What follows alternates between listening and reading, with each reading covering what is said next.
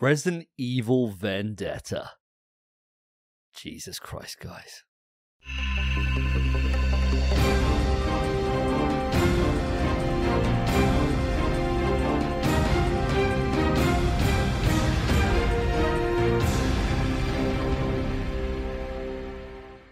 Hello and welcome back to the Resident Evil review discussion. My name's Davey and joined with me, as always, is Mr. Phillip Hoy. Hello, glad to be back on the channel once again. Thanks for having me. Always, my friend, always. And Spencer Davies. Glad to be back, same as always. Thank you again, my friend. Excited to talk about another one of these just fantastic films. Yeah, well, this time we are diving deep into Resident Evil Vendetta, the 2017 film.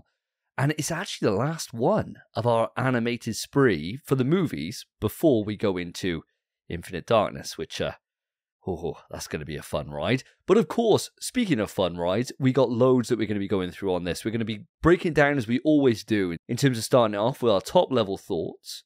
Then we move it straight into talking about the intro, and then we kind of just guide the entire conversation based around the characters and key moments that we think really stand out in this feature film. Now, of course, important to let you know, audience, this is a full spoiler review. You can expect spoilers pretty much from now. So if you haven't seen the film, you can go and watch it and come back, kind of like a book club. Or you could watch this and save yourself the hour and 37 minutes. Because that's how long this film is. And to be fair, it's a roller coaster. I'm going to put it at that. Now, I want to hear your thoughts, guys. Spence, let's start with yourself. How did you feel about this film? Give me your top level thoughts and a rating, if you don't mind, on the Resident Evil scale. Sure, okay. So, I think, bar none, it's the goofiest movie we've seen so far. It really takes the cake. But, did I enjoy it? I would say so, yeah. Did I laugh at it? Yeah. Was there moments where I thought, oh, that's quite good? Sure. But I quite enjoyed my time with it. Would I watch it again? No. I would give it probably... See, I can't remember what I gave the other ones, so that's why I'm a little bit, ooh, what do I give it? But I think as a Resident Evil movie, I was going to give it a 4. I'll give it a 5. A 5 out of 10. Wow. Quite low. I mean, so you're saying this is the worst one out of the lot so far for you that we've seen. You prefer Death Island, Degeneration, kind of everything else that we've gone through. The torments that we've endured on this channel. This is the worst so far for you. I'd probably say so, yeah. This one was just... Well, I think we've just seen too many too soon at this point, and this one was just so goofy right at the end. It just wasn't... If we watched them in order, maybe not. But because of the order we did it in, yes, this is the worst. Okay, what about yourself, Mr. Hoy? Where are you coming down on this one? Well, I normally fill you in with a couple of stats, but we'll jump in and I'll come back to that question you've posed me. And I have to agree with Spencer. Across the 4 films that we've looked at here, I would back him up there and say this is the worst one or joint worst one. I don't know if I can sort of find a gap between Death Island and this one. I don't know which one I dislike the most, but they're both pretty poor compared to Degeneration and Damnation. Okay? So, this film, Resident Evil Vendetta, came out in 2017. So this is the 3rd CGI film in the series. Obviously, Death Island's a CG film, but it came afterwards. It has the 97-minute runtime, and this is the 3rd film that we see Leon Kennedy as the main character. That's Degeneration, Damnation, and Vendetta. And apparently, Death Island is the sequel to this movie, and there is a tie within this movie, as we'll go through some of the characters, and you'll be able to see the tenuous link between these two movies. So, just to give you a bit of background, just to give you the intro, in 2014, Chris Redfield teams up with Leon S. Kennedy and Rebecca Chambers to track down Glen, I think that's how you say his name, and he's a death merchant who wants to unleash a deadly virus on New York. As for timelines, Resident Evil Vendetta is set between Resident Evil 6 and 7, and apparently, reading on Wikipedia, it's referred to as the prequel for Resident Evil 7. Now, I'm not sure about that one. I don't know how that links, but apparently it is. If it's on Wikipedia, it must be true somehow. My thoughts on this movie, I think it's a fairly basic movie in its approach. We have the good guys, we have the bad guys, and at the end we have a BOW, so standard Resi stuff. There was no surprises here, really. Now, I didn't really remember this movie going into it, and I go out on a limb to say this is actually the second time I've ever watched this film. So once probably in 2017, where I watched it then when it came out, and now. So I haven't revisited this movie for obvious reasons, because I think it is rather average. Rotten Tomatoes agrees with me. It gave it a 43%, which is the lowest out of all the Resident Evil CG films. I do remember what I rated the other film. So I rated Damnation 8 out of 10, Death Island 6 out of 10, Degeneration 7 out of 10. And as I said, I think this is relatively close to Death Island, and I'm going to give it a 6 out of 10 overall. Now, I really enjoyed the anime-inspired action, and that's probably about it for this movie. The story, subpar. Voice acting, it wasn't on the same level as Ada Wong in Resident Evil 4 Remake, but it was pretty damn bad. And the animation, they just seem so dead. I know it's a Resident Evil movie, and they're meant to be dead, but they really sold the death part in this movie to me when I was watching the animation, because it was very, very dead. Well, I'm going to shake the tree up a little bit here, because I don't think I've ever seen this movie. I really don't think I have. I've seen clips. I've seen like the gung fu on the rooftops and stuff like that, and I thought, oh god, this film's going to be really bad. I went in with really low expectations, just like I have done with all of these Resident Evil films so far. And for the first hour of this film, I was really on board. I really enjoyed it. I was thinking about the hour mark, I was thinking, Christ, this is the best that they've ever done it in animated. And then they just went places that I was not ready for. And it became literally the funniest film I've seen in a long time. I was barely laughing at so many parts throughout this movie. It was unbelievable. So for an action horror comedy, 10 out of 10.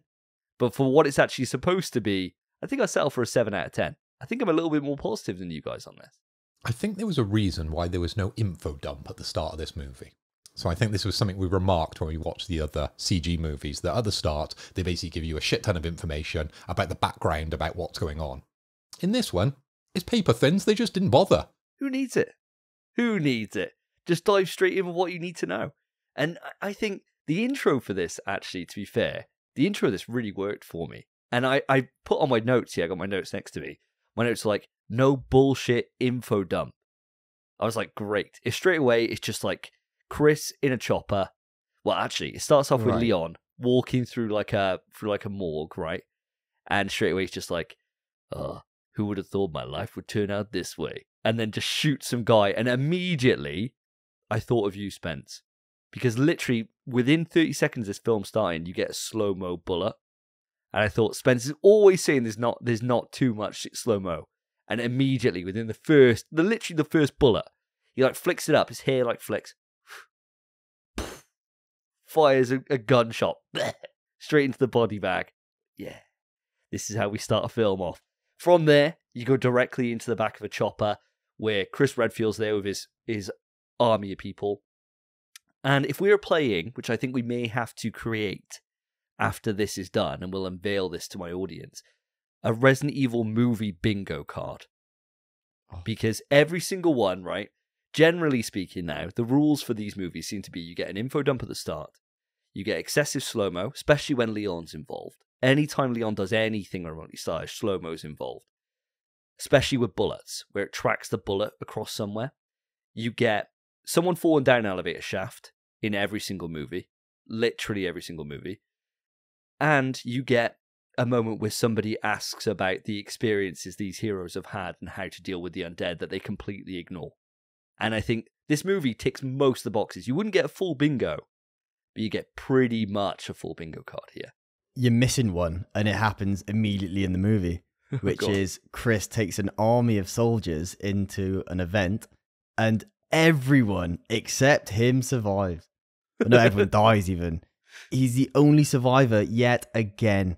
And he's like, no! Bro, if I was a soldier and my boss is like, oh, we got Chris Redfield coming today, he's really hard, I'd be like, oh, shit, I'd desert. Bro, because you know you're dead. That is the biggest trump so far. I think there's another one you guys have missed, and it's down to the vehicles that they drive. Leon always has a Ducati motorbike. He does. He always seems to have a motorbike in these movies. Now, I'm going to quiz you on this one, Davey. Does he have a motorbike in any of the video games? I don't remember a scene or a cut scene with him on a motorbike. Nothing springs to my mind. But most of these CG movies that we've been playing and watching recently, he's always on a Ducati motorbike. I know there is a motorbike in Resident Evil 6, but I'm pretty sure it's Jake and Sherry that are on that motorbike. I'm 99% sure. There's a moment where Leon gets in the car with Helena when there's the outbreak in the university and they bail out of there. And that's in a car, and he writes that car off in like 2 minutes flat. He's like smashing it into like every wall going. He can't drive, basically. I think he doesn't help the zombies everywhere. But yeah, I don't know if he does ride a motorbike. I'll have to look it up. I'll check it up for the next one if this is just something they've built. In fact, does somebody want to give a quick Google on this, and we'll figure it out?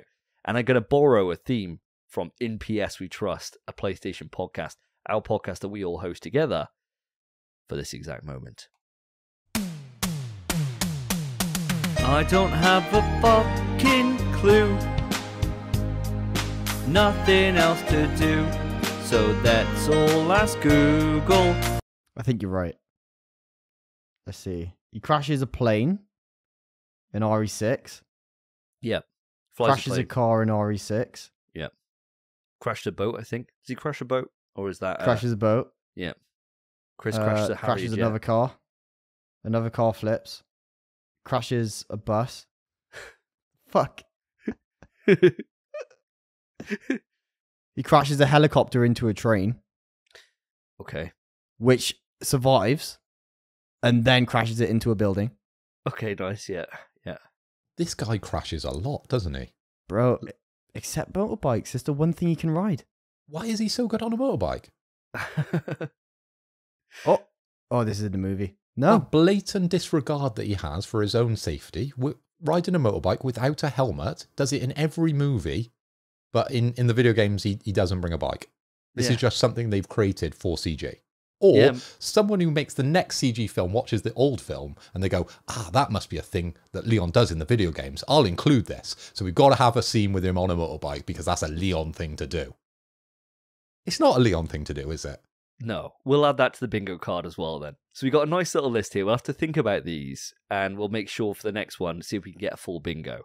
And that'll be something for us to look out for. We'll create this, and audience, you can play along at home before the next episode when we do Infinite Darkness. I'll share the bingo card, give it a watch, and see if someone can come up with a bingo. First one may get a prize. You won't get a prize. But, I'll give you a heart on a comment. How nice is that, right? Anyway, so going back to the intro, you got Chris, he's on there. He's talking to his soldiers that have been put on to this mission about why they're going down there. So they're going to track down this lady, and they're going to take out this gun runner, Glen. A guy's asking, "Oh, it's Mr. Chris Redfield. Tell me, how'd you survive the undead?" And he's like, "Surviving the undead? You don't want to know what it's like. You'll soon be caught into a situation where you've got to choose between your family and your friends. It doesn't make me much of a hero, does it?" The guy's like, "Oh, fucking hell, I was only having a laugh, mate. Jesus, this went dark."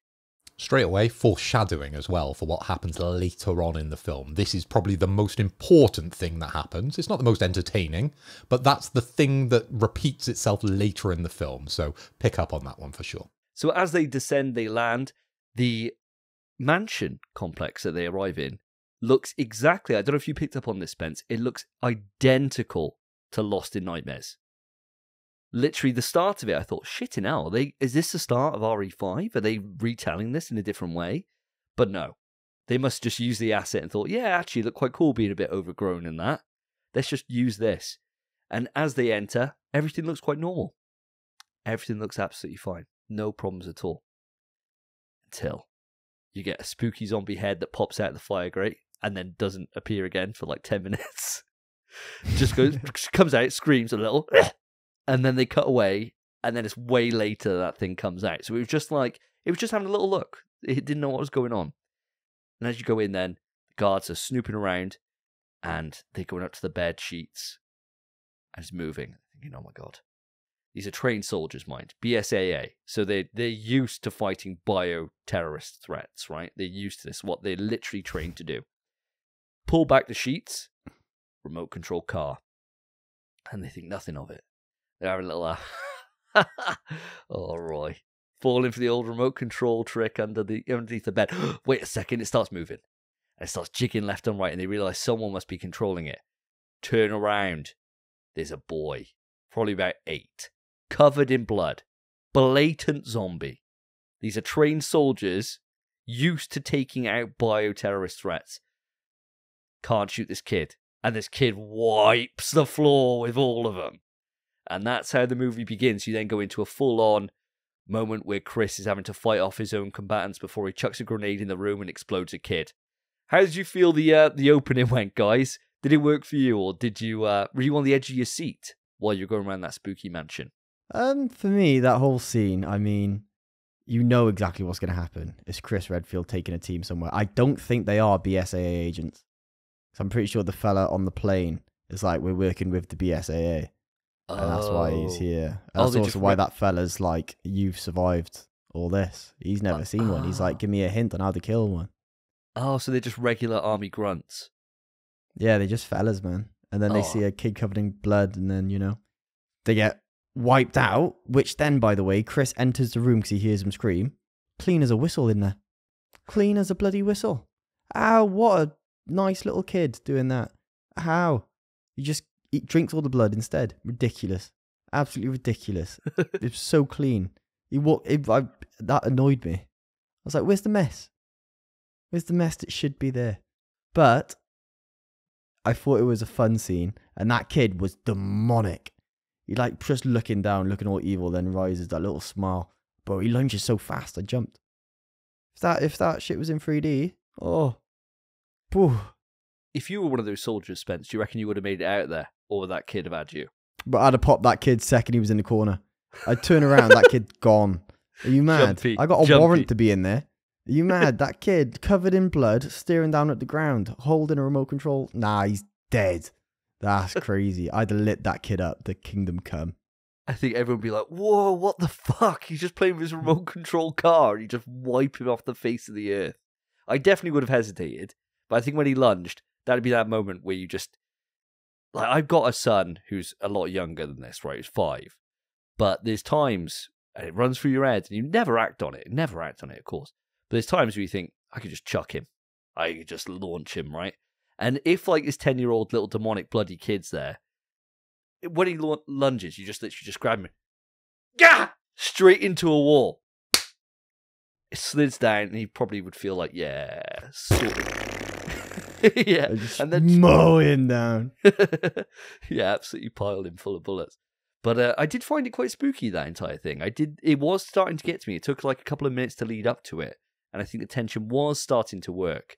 And then it just goes all nuts. But what about yourself, Phil? How did you find this intro scene? I really enjoyed it. I definitely was picking up on the spooky vibe that was going on. But kind of the mentality and the approach of the soldiers, like Spence, I'm quite confused on, right?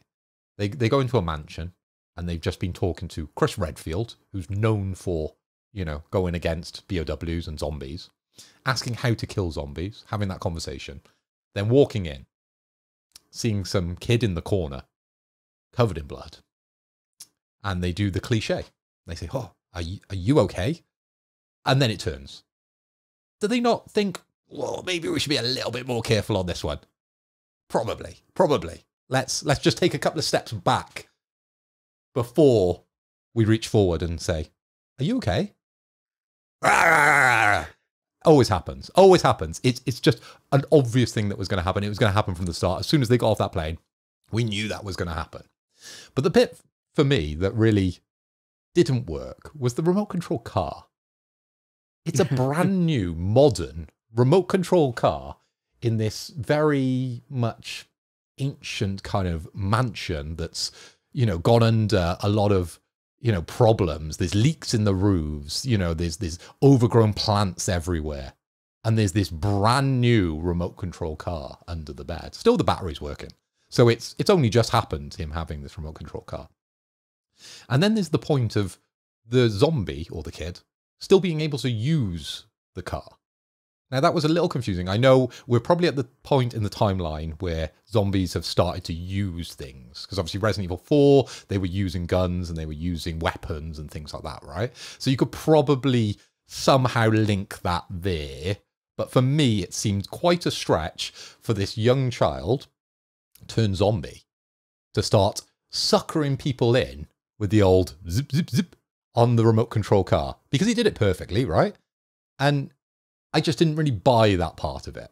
I thought it would be much better if there was the big bad watching on a camera and he was the one controlling the remote control car, because that would have made more sense than the actual zombie kid controlling the remote control car, if I can get my words out. It didn't really work for me. It would have been much better if there was just a pillow under the bed and they were like, whew, pillow, done. And then the kid did exactly the same thing. The remote control car added nothing. But it just took me out of the situation going, that was a bit weird being there. It should have been a raccoon, I reckon. It's always an animal. Whenever there's something moving somewhere, it's always like a raccoon's got in. And then you could have maybe had the thing where we haven't had a zombie raccoon yet. Had lots of creatures with the T-virus. Could have been a zombie raccoon. How different would that have been? And you just literally, raccoons do this with their arms, don't they? Like when they get angry, their arms go out like this. They don't go on all fours. They're like... Could have done that and then jumped on his face. A little bit comical. People would have thought, shit, it's a zombie raccoon. And, you know, it opens up the possibilities for more creatures with the T-virus. I'm always up to seeing what these crazy scientists get up to. I mean, Resident Evil's pretty famous for being like quite on the nose with some of the things they do, and especially these CGI movies. Because I referenced the part where I think it's Rebecca comes out, or is it Crystal Jill? One of them, one of the female characters, has an umbrella and she references umbrella. So this could almost be the same thing, where it's a raccoon and they're referencing Raccoon City. Exactly. It's multi-layered, right? Works, right? We'd accept that rather than a remote control car. Yeah, definitely would have accepted that more. The thing that I picked up on this, right, straight after that scene, and then Chris is outside the room, just exploded it with a grenade, and his army mate comes out and he's obviously bitten.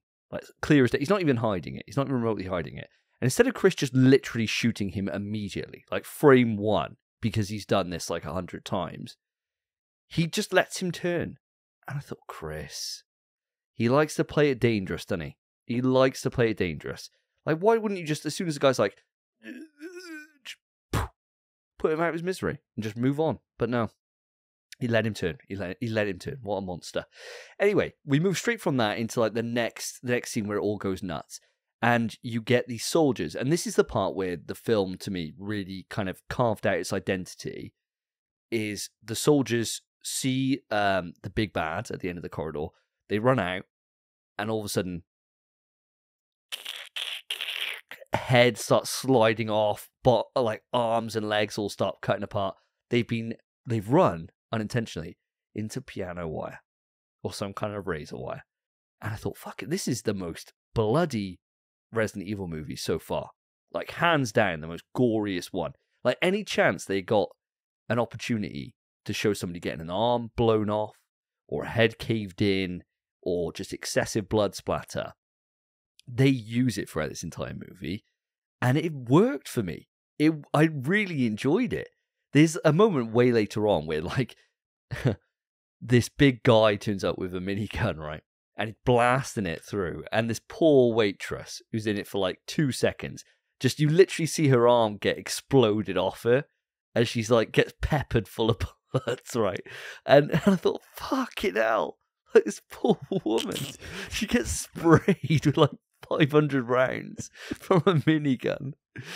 She's the only one. They're hiding behind, like, I think Leon's behind a wooden table at the time. It's like there's no way that'll protect you. She's the only one that's not a target. She's the only one that gets killed, apart from like this other little random character. Nobody else is hit by a single bullet except for this woman gets hit by like 500. But yeah, there's just, they literally do not steer away from the gore in this movie. I mean, did that work for you guys, seeing this excessive levels? Like, especially the first time we get to see that is definitely with that kind of razor wire. Did that work for you, or did it kind of take you out of it a little bit? It kind of worked for me, and it kind of didn't. I think it helped in the fact that obviously a zombie story should be gory. And kind of like, you know when you watch The Boys or Gen V or whatever, the gore doesn't really affect you anymore because you know the gore, you know what the show is. This movie did a good job of kind of setting it at the beginning, showing you this is going to be a gory movie. And then it really actually succeeded in maintaining that throughout the entire film. Every fight was just minging. Absolutely disgusting, but you actually were just okay with it because you knew it wasn't like the gore caught you off guard. They set the precedent early. So yeah, I think it actually did quite help the film. I think it worked for me. I'd have to agree on this one. And I think with the CG movies, it's a perfect opportunity for Resident Evil to go that step further, but still be kind of safe. You know what I mean? If they were going full-on gore with Mila Djokovic, it's turning into a Saw movie.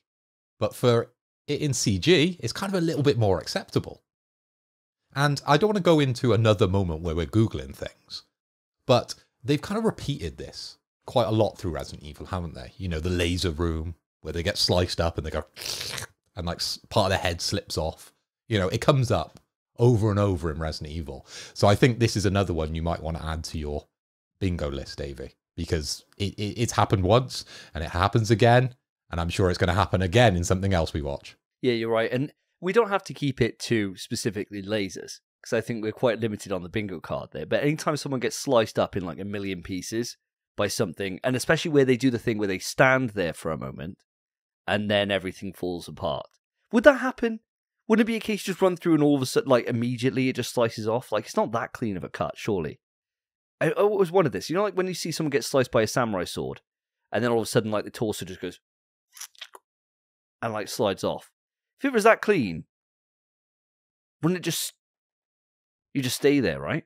Like, and you'd be like, oh, shit. I better not move.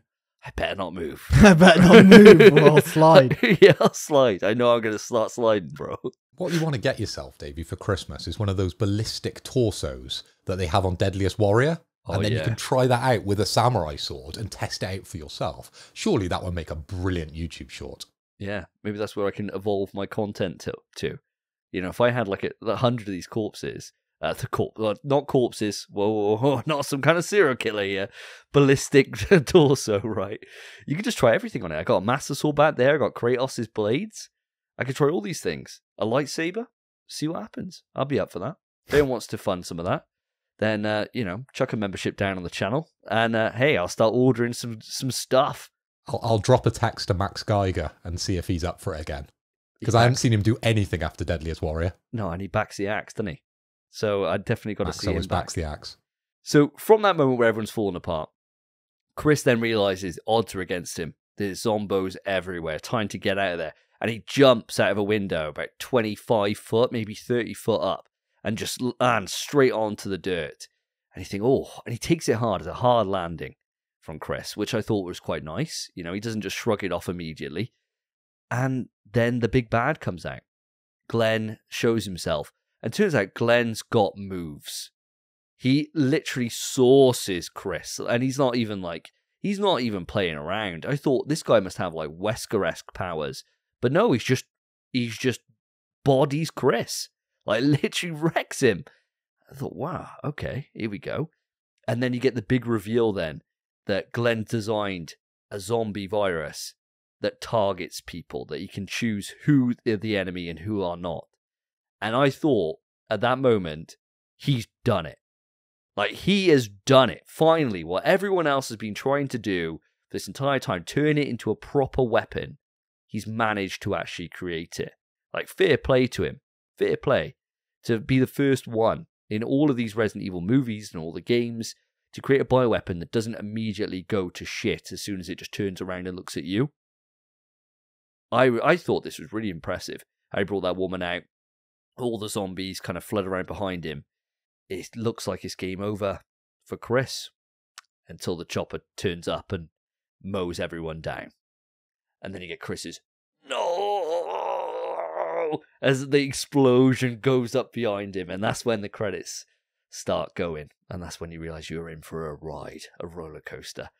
Now, what do you think about Glen's product here, Spence? Did it work for you, having this controllable zombie virus? Even though we learn later on it's actually a lot more complicated than it probably should have been.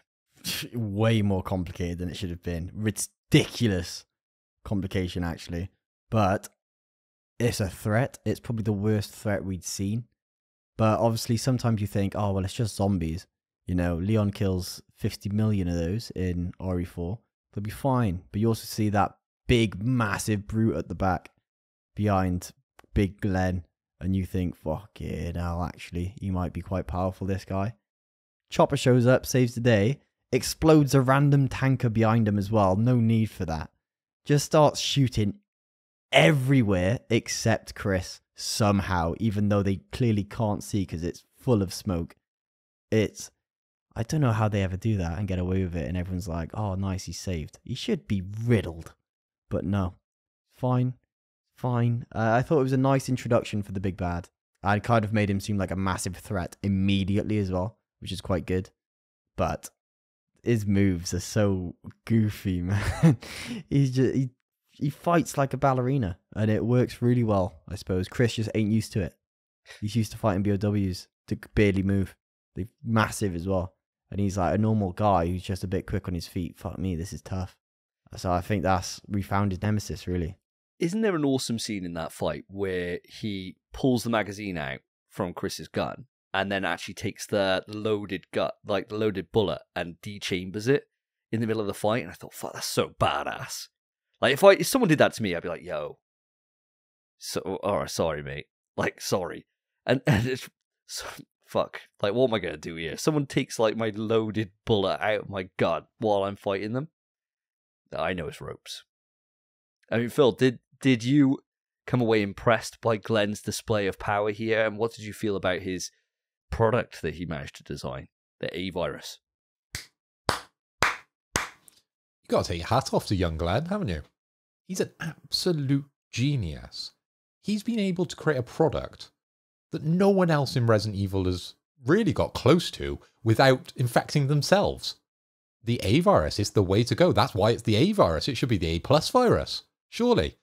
It makes you think why Glen decided to release it at that point. He should have just worked on it a little bit longer to kind of perfect the bugs. And then he could have taken over the world. Why did he preemptively shoot his A-Virus load all over Chris, Rebecca, and Leon so early? He peaked too early. That's what I'm going to say about young Glen. But I really did enjoy that fight between him and Chris. He felt proper evil. He felt super threatening. And this was the first time that we got to see some of this anime-style action. Combat. Hand to hand. Knife to gun, or knife to unloaded gun. It was just brilliant. I really liked it. I thought it was super creative. And at that point, I could accept that it was cool. I feel like it kind of got used too much throughout this movie. But at the start, I was buying in. I was like, brilliant. This is really cool. Wow, look at this. Whoa. But yeah, they overused it. I got to agree with you 100%. At this point, I was like, wow, this choreography is excellent. This is a really cool, enjoyable fight. Slow-mo use exactly where it needs to be. The camera shot's great. The movement, really nice and slick.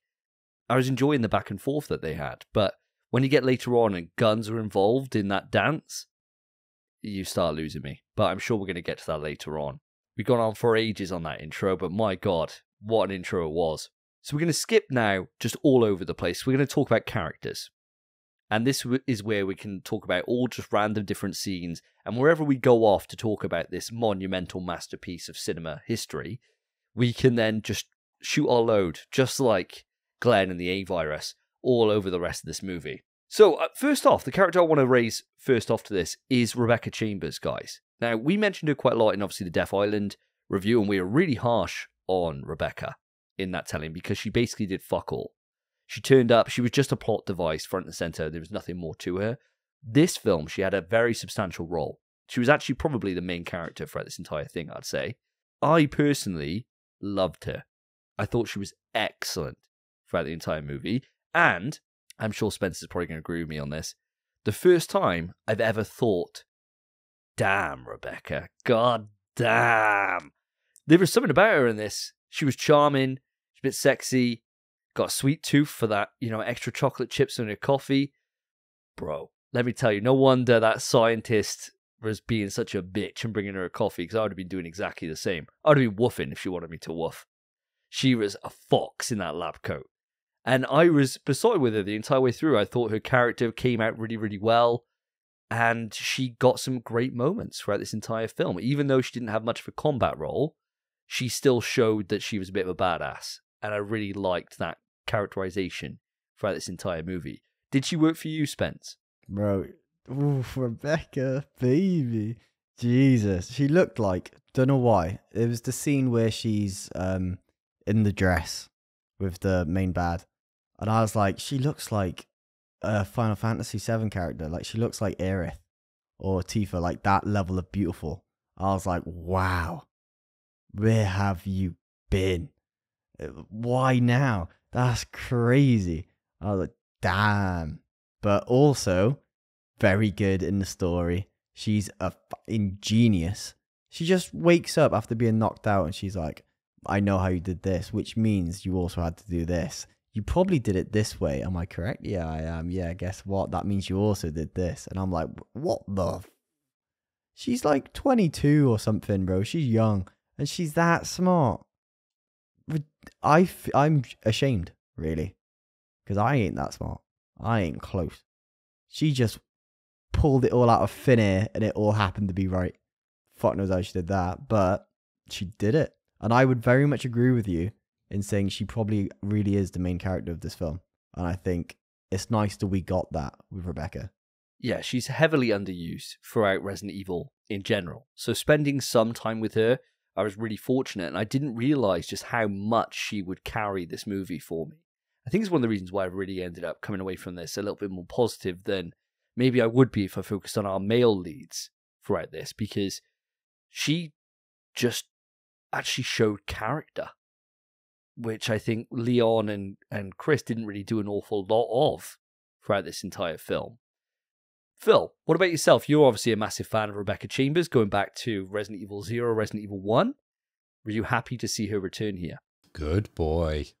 Jesus Christ. When she broke out that line, I was like, damn, something's going on in that lab, and it ain't science. It's freaky science. Now, I gotta agree with you. When she was in that wedding dress and she was all tied up, woof. Yeah, there was something special in that scene, wasn't there? There was some special sauce being spilled. Now, I really cared about her in this film, and I think that's the difference. I think every time she's come up in these CG films, as you said, she's just a plot device, isn't she? She's just like a damsel in distress, or she sat behind a desk. In this one, she actually had a purpose, and she fulfilled it, and I thought she was a brilliant character. She was an actually likable person. She was hot, and she served a purpose, which was great. And I think through the whole film, and I laughed to myself because I was imagining the voice actor or actress coming in, and they were like, okay, so you've got to voice Rebecca Chambers. Okay, so most of the time, they were just sat there doing this. For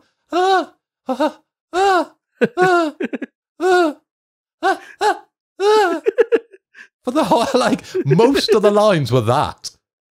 She didn't have a lot of dialogue, did she? You know, it's probably 50% dialogue, 50%. That's pretty much it. I'm not going to lie to you. During that specific scene where she's doing that a lot, I turned down my TV because it sounded like something else was going on. I was like, oh my God. And that scene is Brilliant. Obnoxiously long. It was like so slowly panning up her body, and I was grateful for it. But at the same time, it was like, bloody hell, there's people in my home. This is wild. But yeah, that poor voice act. Easy day at work, to be fair. And probably quite a fun one. But mental.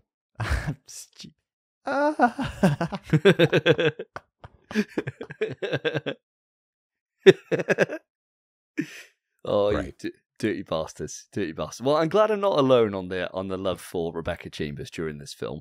And she did have some really just cool-ass moments, especially what I liked is that moment where when she got infected with the A virus, right? Now, I was thinking, and I've put some headcanon on this. I know I'm always saying the Resident Evil characters seem to just have this ability to not transform as quickly as everyone else.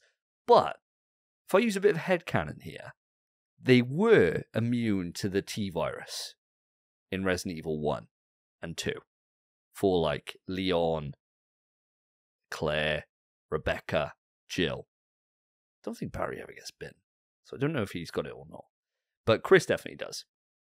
And so I was thinking, oh, well, when she's turning, to start with, when she gets infected with that gas, I was thinking, oh, are they going to show that she's got a natural immunity and confirm what the fans have all thought for forever, that they've got this immunity to the virus? And no, they don't. They kind of it's just slowly affecting her, right? It's taking longer than it would do anyone else. So I kind of headcanoned that. But I loved when she got into the lab and just injected the virus into herself and was kind of better immediately. And then she takes out her colleague with the fire extinguisher. You know, if she got saved immediately by Chris, it would have been like, here we fucking go. It's useless Rebecca all over again. But she does work. She absolutely lays her colleague out. What we're putting on here, like her lover, her lab coat lover, puts him down with, you know, a couple of pounds worth of steel straight to the dome. And I thought, yeah, let's go. You go, girl. I was well into it. Absolutely besotted by her at that point. And of course, then the big boys come in and properly save the day later on. That scene was fun, right? And I loved her having a bit of action. But what I don't get is that she just went into that lab, picked up what she needed to, and it felt like that door was locked, right? She had to put her hand on the door, fingerprint ID to get through. And then she thought, no, actually, I'll go over there where you can clearly open the door and there's a big window. She kind of put herself in a very difficult position there, didn't she? She could have just stayed in the lab and hid. And that would have been fine for me. I think if I was in that position, I would have probably just hid in that lab, not the lab with the big window and the open door. Am I right? Yeah. I think I thought in my head canon that she was going in there to make more virus, to make more antivirus stuff, and that's why she'd kind of gone back. And then when the zombies all come past the door, she obviously darts under the desk, doesn't she, to hide, and she's really thirsty. So she grabs some water, which is the same brand that we see later on that's dispersing the water throughout the entire city and infecting everyone, right? So we get that little clue there. But yeah, that was my headcanon for it, that she was going in to make more antivirus stuff, which then also made me feel like probably shouldn't have beaten in the skull of your kind of on-off again boyfriend lover, right? Maybe could have subdued him in that lab or something, but no. Turns out he just had to die. Well, that's not what she was doing, isn't it? She assumed everyone was turning into zombies. She was like, well, whoever this is, their target is going to be my research.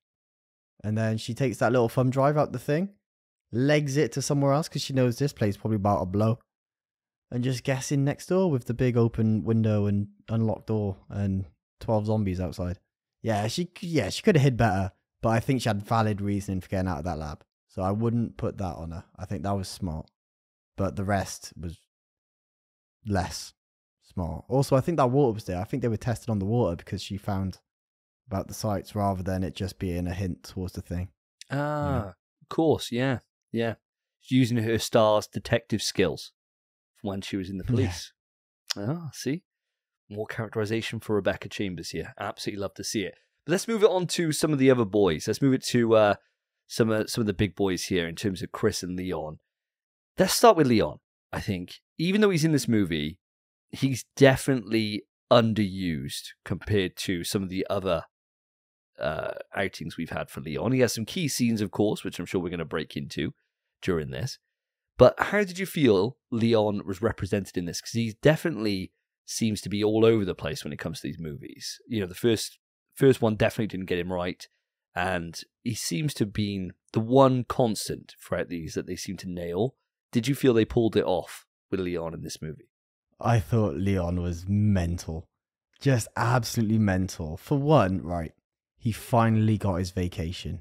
And all his vacation was sitting in a literally empty bar, down in whiskey, which, fair enough, respect. And I'm sure he's been through a lot of hard times. I mean, I was there right with him. I've played the games. But, come on, man. Go to a beach. Do something nice. Get a nice tan. You're so pale, Leon.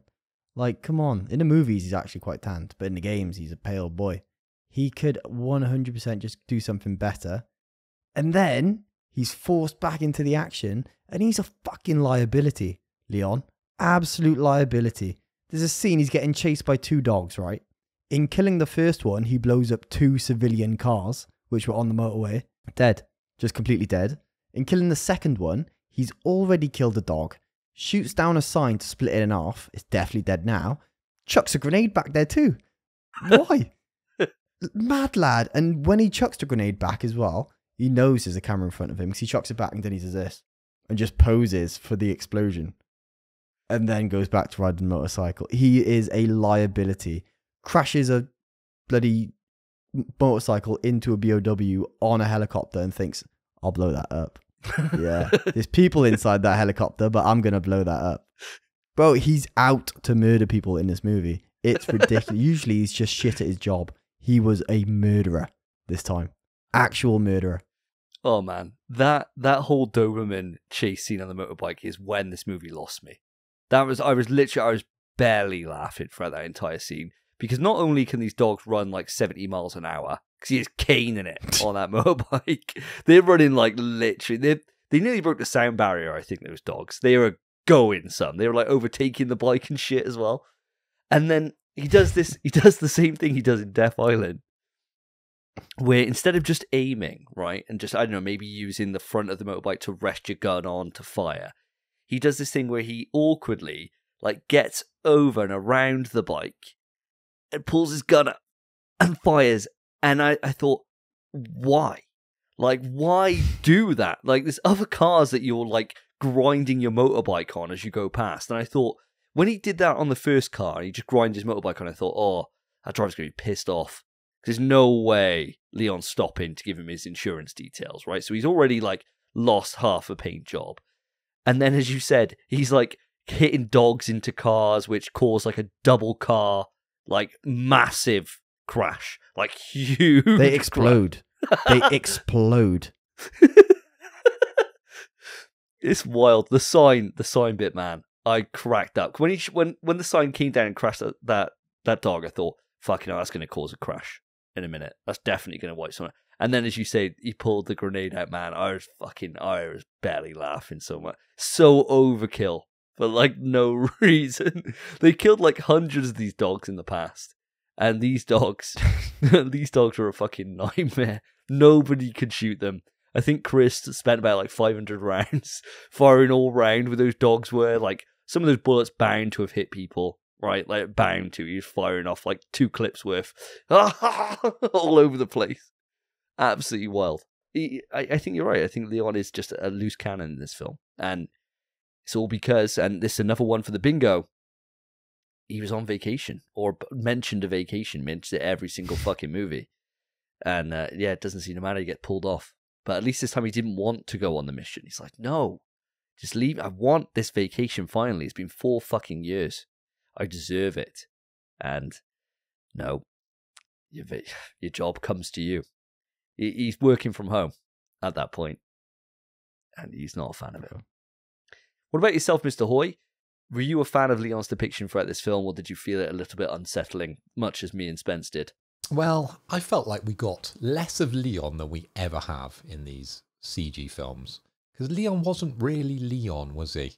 Like, Degeneration, he was kind of Leon. Damnation got the closest to being Leon. But I feel like we've taken a couple of steps back, and a bit of a jump, and an elbow drop back to Vendetta. Because this didn't really feel like Leon. It kind of looked like him. The facial expressions, not really. We didn't get the quips that he's famous for. Maybe like one, maybe, if you can call it a quip. But we didn't really get the kind of level that we're sort of used to from the video games. Now, going back to his vacay that you mentioned, he sat there and he's a full bottle in, right, of the strong stuff, and he's ordering his second. Suddenly, they're attacked by Diego Gomez, okay? So he's the big Bane-like character. He's there, 2 arms, shooting. Misses everybody, obviously. We've talked about this. He hides behind a chair or whatever, right? But it loosely survives. How is he sober at that point? Adrenaline. Surely adrenaline's pumping, right? After a whole bottle of, let's call it whiskey, I don't know. Was it whiskey or rum? Definitely Adrenaline is going to solve that? Are you telling me that's the cure to alcohol? Adrenaline. That much adrenaline. Because I've never been shot at with a bullet. No. So I don't know what that feels like, okay? I've never been in Leon's position here, and I don't think I ever will be. But when we're out on a night out in Birmingham, and someone pulls a gun, are you saying to me, I'm completely cognizant and just able to accept everything that's going on? Is that what you're telling me? I think a normal gun probably wouldn't do it. But, you know, when you rip a minigun off like a helicopter and fire that at someone, I reckon that gets your adrenaline proper going. I reckon at that point you've got enough to overcome the effects of, you know, what is like a 40% proof bottle. Like, and it looked like a big liter. So he chugged that. He's been at it for either a while or he's just necked it. And yeah, adrenaline would do the job though, I reckon. I suppose it just shows how much of a man Leon is, because he can take his liquor. He wasn't even slurring his words, really, or like slumped over the chair that badly. A whole bottle. This man's an absolute legend if he's doing that. Because I know what I'm like after a few shots, and we'll see that on the next episode or the episode after when we do our big blowout for In PS We Trust. But my God, Leon can drink, man. Crazy stuff. But to swing it back round to the dogs part that you guys referenced, I don't understand why DC opened the back doors. There's going to be something in there, right? It was the van that followed the tanker truck that they've just blown up. They killed the guy that got out the driver's seat, and then there's a rumbling. Why would you open it? Yeah. Why would you open it? Why wouldn't you just grenade it? It's only going to be bad. It's not like your mum's in there. Oh, hey, son, you know, thanks. Thanks for saving me. We didn't know that. No. It's obviously something bad. And poor DC, he doesn't last long, does he? No. He gets head clean taken off by that dog as well. Clean. So he disappears instantly because of the dogs. And then you have almost a full conversation between Leon and Chris about what they're going to do. And the dogs are just there going...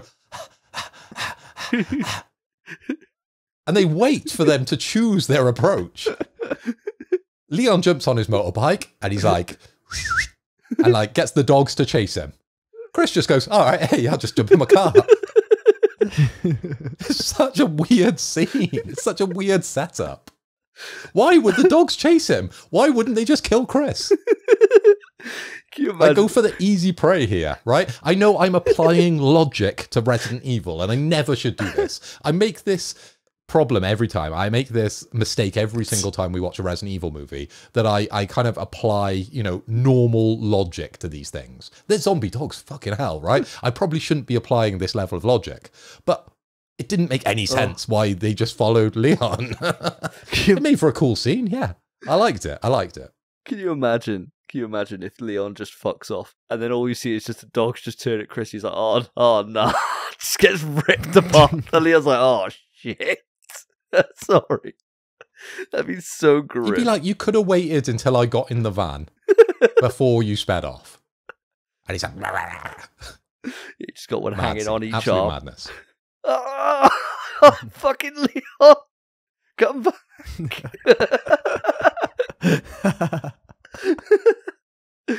Oh man. What an absolutely ridiculous scene that was. Oh my god, that's definitely what they lost it. Oh. The one thing I did enjoy on this is that whenever Leon, right, ever since our last movie we did, where Leon gets like punched, like full on pelted by that tyrant into that wall, and we were all like, ooh, after that, right? And it was all because of the magic of the US made bulletproof vest, of course, as we discussed. He didn't have that on this, and he took another big hit in this movie. He got like launched. I think he gets thrown at a wall. Right, and he gets up after. He's like, ooh, but he's okay, right? And he like goes into a slide. I like that this is happening now. This is another thing we can add to the bingo, where Leon in particular gets thrown into objects. It seems to happen like every single movie, and it's only now, ever since the bulletproof vest, that I really started paying attention to it. But it seems to happen all the time. And in this, I think he gets thrown into a wall. He gets thrown through glass. Literally anything that he could potentially get thrown into, he does. And what I don't get, right, is that right at the end, they're fighting the big tyrant thing with the claws. And it's got, at one point, it's got Chris, and at another point, it's got Leon. And you think, why wouldn't you just squish him? Like, you can tell it's like squeezing him, right? And it's obviously got the power to just be like, just squish him. You know they're going to come back. You know they're going to fight you again. Don't toy with him. He's like, I'm going to split your guts with his massive nails. It's like, just literally, you're on the edge of the building, just throw him off. Just... Mate. Done. He literally throws him at one point on that roof, and he throws him to the only place that isn't off the roof. There was one direction he could throw him where he survives, and guess where he throws him? Oh, wow. Bang. Job done. Villain's stupid. They always want to have this like Dr. Evil moment, don't they? Where they just like tell them all their plans or just talk to them for an extended period of time. And of course that makes the movie. But yeah, you're right. He just saves Leon every single time. When he's throwing him, he's like, Kobe, and just pops him against the wall.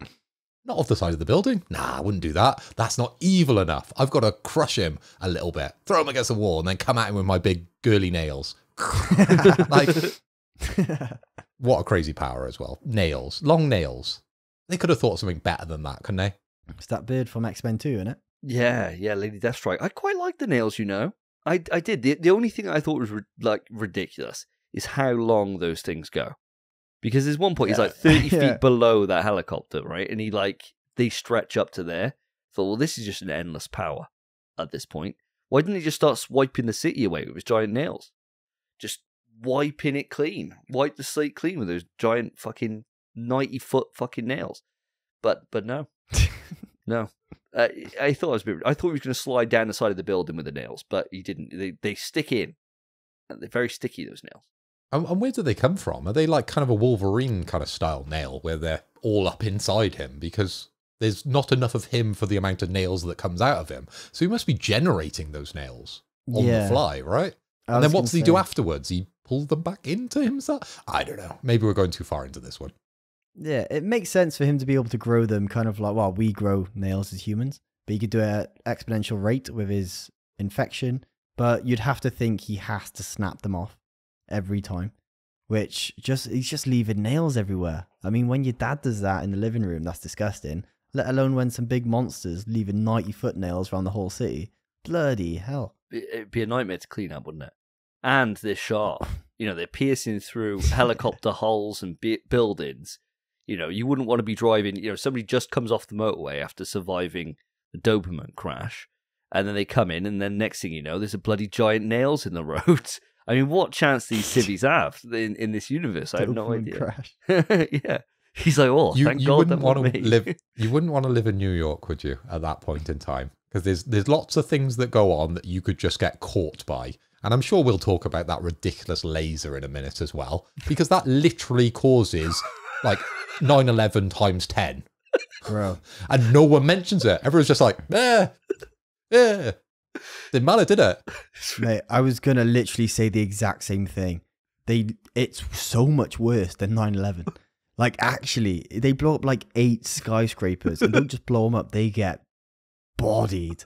I was like, Jesus Christ. And it didn't even kill the thing. I was like, no. What the Because you could have been sat there, right? Say I worked in New York. I'm there sending my emails, sat at my desk. Just there's a couple of people just out there playing on the roof, right? Oh God, it's getting a bit warm. Ah! Right? I'm just obliterated.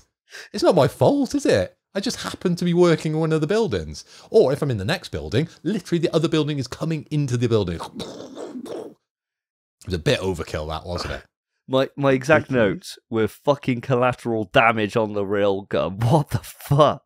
Because literally, it skims that monster, right? It just skims it. Like, you got a giant target with a huge flashing heart, which, as everyone knows, and these are BOW, these are BSAA agents. They know about the glowing weak spots on Resident Evil enemies. And nah, I won't go for that. We'll just go for the shoulder. We'll clip the shoulder. And as you said, literally, it splits like 5 buildings in half. And it wasn't just like a clean cut like the Samurai, where just the building's not going to move, right? The wind's not blowing very much that day. You could probably get people out, right? Before it all starts caving in. They literally topple into each other like dominoes. It's like 9/15 instead of 9/11. So the person who fires the gun, just to give you a bit of background, that lady's called Nadia, and she's part of the BSAA. But she's the elite part. She's part of the elite Silver Dagger unit. So she knows what she's doing here. But clearly she doesn't. just a shit shot. Just a terrible shot. She was the villain all along. And she got away with it too. That's outrageous. She did so much worse than big old Glen did. She killed way more people. And the amount of cost in repairing those buildings, bloody hell, the amount of jobs people lost. Oh my God. Ridiculous. She was the true villain all along, and all she gets is a nail in the arm. She's fine. And they give her a thumb. They're like, yeah, well done. Well done. Millions dead. Ridiculous. Absolutely wild. Absolutely wild. That entire crew they were something, weren't they? There's a moment right earlier on where Chris and Leon, right, with Chris in his Hummer, and he's driving, and like Leon's doing like a jump, and then you see these helicopter blades from that thing, and I look at it and I'm like, fuck, it's like 5 foot off the ground. If anyone was walking anywhere near, they'd toast, bro. They're toast. It's literally like skimming the surface of the ground. And it's like an 80-foot plane, like through the center of Manhattan. Like, what are you doing? Pull up, bro. Like, Jesus Christ. They were a menace, man. Absolute menace. Oh, dear God. Dear God. Well, got kind of sidetracked there. So should we move it over to Chris? We've obviously spent a bit of time on Leon. Is there anything else you guys want to say about Leon? Or no, we'll just move it on, should we? One thing I'd like to say Go on. is whoever did the choreography for Leon is a maniac. That entire giant fight scene with those zombies coming in. For one, Chris had a grenade launcher that entire time. Didn't think to use it. Brilliant. There was like 50 zombies coming out of one elevator. Smart guy. Leon spent the whole fight led down. Just led down doing breakdance moves and then little twists and spins and going pop, pop, pop, pop, pop, pop, pop, pop. Bro, what? Fella was on something. Either that or it's probably the same day he drank an entire bottle of whiskey. He's doing that. It can't have been like 4 hours later. Ridiculous.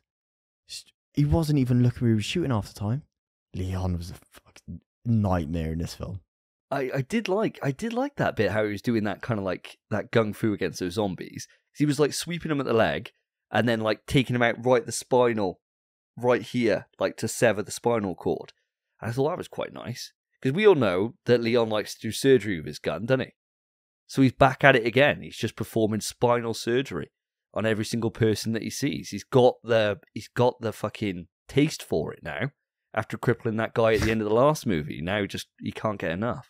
But he's, as you said, he's like putting his arms and any limb within very close to the zombie's mouth. The only thing that's going to infect him, and he's literally putting his elbows, arms, legs around by the head area. That's the one place you don't want to touch, right?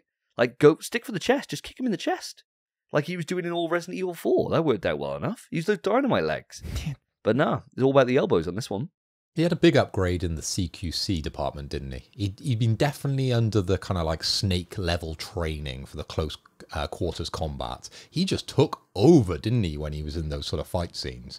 I kind of thought after I watched it that if there was kind of like the director commentary afterwards, you know, where they like talk about how they got this reference from this place and that place, they would say this is actually like the real way you would combat someone in close quarters. And really go into the techniques, because there was some magical stuff that happened within those fights. Absolutely ridiculous. And I can't see, you know, a real person go into those sort of levels, especially when you bring the guns into it. But some of the moves they were pulling off, you could probably see those being possibly real. Bro, I think if you go on the director's commentary for that scene, they are cracking up. I don't think they're saying a word. I think they're like, can't believe we did this. I think they're pissing themselves. I'd love to see the director's commentary of this movie. That would make me watch this again. I think it would be hilarious. I reckon they definitely just took the lessons for Krav Maga and just took it to like 900%. They were like, yeah, Krav Maga's a real thing for you know, fighting somebody in CQC and all this stuff. And I thought, yeah, but how do we make it super fucking stylish? And they're like, Krav Maga's just quite brutal, to be fair. And they're like, nah. Get it so he's like trailing 4 zombies around and DDTing people and let's do all this kind of shit. And yeah, it worked. And he had like, I don't know, maybe a 70 round handgun magazine. Because he didn't need to reload that fucking thing once, bro. And he's popping people left, right, and center. It's absolutely insane. Absolutely insane. And as you said, the elevator, way over weight limit.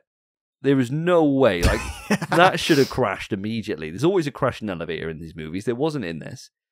And it should have crashed there because, like, there was 10 zombies that came out. I thought, you could probably fit 10 zombies in there. And they just don't stop. And next thing, they just cut back and there's more there. And you think, Christ, how many people did they get in this lift? They must have got, like, at least 500 people in there. It's wild. I mean, you can squish them in, the zombies, right? They're not going to worry about that. Space management. But let's move on to the other big boy and the last hero of this movie before then we dive into the baddies. Chris Redfield. Now, he was, I'd say, the second character of this movie. He was the co-star, and he had loads of time. And they spent quite, the movie obviously opens with him. He's the main big boy throughout the entire thing. I'm going to start on a positive note. Things I liked about him was that he had more of that same Captain America vibes that we get for Chris. I think it did do him quite well. And I liked his physicality in fights. Very different from Leon in terms of being a brawler. You could really believe that he was punching boulders, this guy. Like, he was, like, wrestling people. He was just brutal with them. Like, the punches were, like, really messing zombies up. And, of course, we get a fucking DDT. And I'm always a fan of a DDT in a fight. So, why the hell not? If that's a way to, decapitate a zombie or to kill a zombie, just give him a good old wrestling move. I'm all about that. He's, like, picking zombies up and, like, laying them into each other, smacking them out with the assault rifle. Big fan of Chris throughout this entire thing. Even though I don't feel like he had any character growth whatsoever throughout this entire movie. Like, I don't think there was anything for him to do other than kill people. It didn't feel like he had any kind of narrative drive whatsoever throughout this entire film, which was a bit of a shame. Because I think they did a pretty good job with Rebecca, but then they just kind of just thought, we'll just use him to kill people. And that's all they seem to do with Chris throughout this entire film. But that's really the only negative I can really say about him, to be honest. I don't know how you guys feel about him. I kind of more or less feel the same. I mean, he had one bit of character growth, which was at the start of the film, his entire team dies. Whereas at the end, he takes 3 people in, only one of them dies. So that's quite good. He's progressing. That's 2/3. Lovely. Great. If you could do that with more people, sound. Otherwise, he should probably have retired so long ago. But I also just don't like... I think this is the point where Chris's design changed. And Chris was hot in RE5, He was such a good-looking fella in RE5. It's the best design he's ever had. And this is where I think they changed his design before Resident Evil 7, which... Chris in RE7. And then Chris in RE8, where he looks great again. But I think this is where they changed the way he looks. And I'm not happy about it. And you are bang on, where it's just kind of the same Chris story, where he lets down a whole team, and then it's him trying to be better, but ultimately, start of the next film or game, the same thing's going to happen to him again. And it's never a different story for the guy. It's always the exact same bullshit. And he's still just not learned a thing, other than that one thing Leon says in the bar, and he was like, I'll say that later on, that'll be funny. And he does that. It's like the one quip that Leon actually says the whole time. I don't plan that far ahead. Oh, good one. That's it. He doesn't, you're right. There's no character growth throughout the entire film, other than his teammates live this time. But that's just because he told him, stay in the chopper. That's all it was. Stupid. I think they could have done a lot more with Chris. To be fair, with how much collateral damage they cause, it's probably a good thing he's killing his teammates off. Because otherwise, this would be so much worse. The outcome, this is the first time, as you said, that they've survived, some of them, and they cause way more destruction than anyone else. So maybe they don't deserve to live, right? Maybe he's doing good work. By going and getting his entire team murdered, he's actually the best soldier they have. And they keep telling him he is. He's a superhero.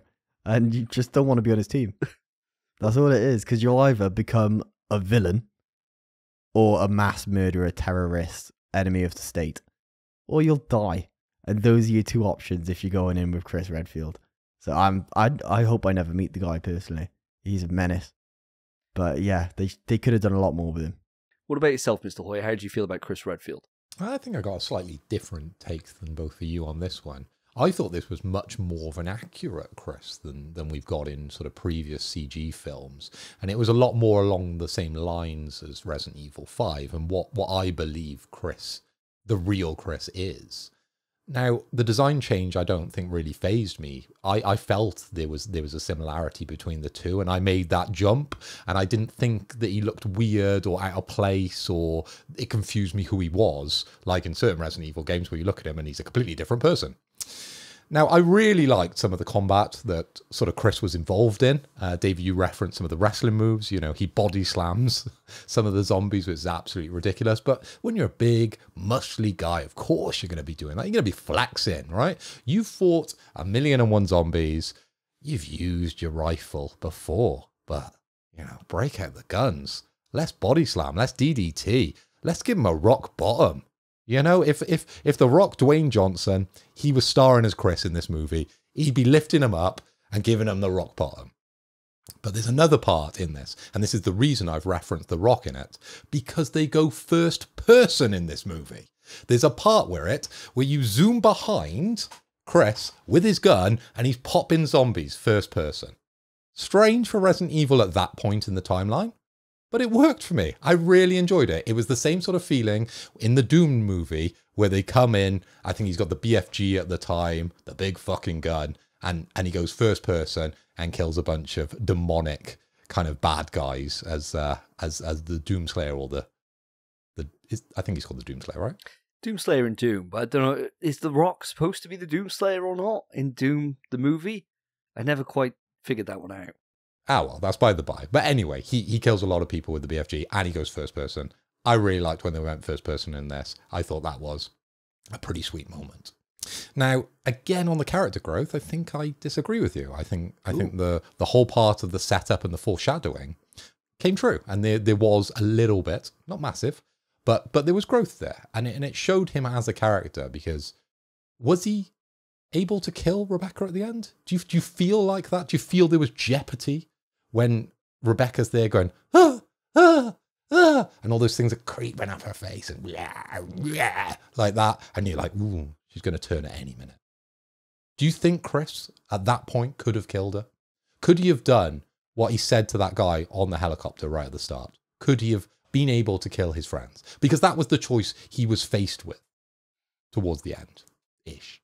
Although, no, I don't think he could have. I don't think he could have at the start either. Because like Davey said earlier, that fella who was clearly bitten came out the room and he just stared at him and he was like, turn. Go on. I'll wait. Good and then point. as soon as he turned, if Rebecca had turned at the end, pah, bro, she would have been gone. He'd have enjoyed it too. But because she hadn't turned, he just couldn't do it.